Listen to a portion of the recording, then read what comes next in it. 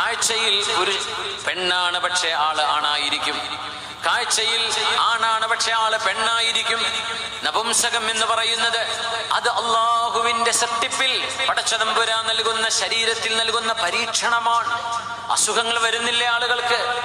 ആ അസുഖങ്ങൾ മനുഷ്യൻ മറച്ചു പിടിക്കേണ്ടവരല്ലേ, രഹസ്യമാക്കുന്നവരല്ലേ? വെള്ളപ്പാണ്ട് വരുമ്പോ ആരെങ്കിലും ഷോ ഓഫ് ചെയ്യാറുണ്ടോ?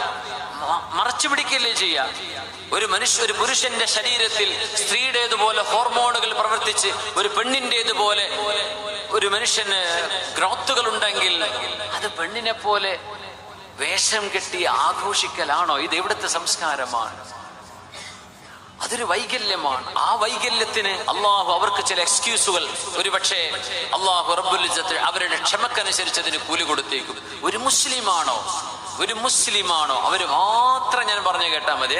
ലോകത്തെ പല സംഘടനകൾക്കാരുണ്ടാവും, അവരോടൊന്നുമല്ല ഞാൻ സംസാരിക്കുന്നത്.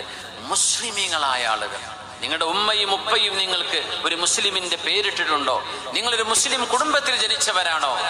നിങ്ങൾ മനസ്സിലാക്കണം, നിങ്ങളുടെ ശരീരത്തിലുള്ള ഈ ദൗർബല്യം അല്ലെങ്കിൽ ഈ ഒരു weakness, this is not to be celebrated. ഇത് സെലിബ്രേറ്റ് ചെയ്യാനുള്ളതല്ല.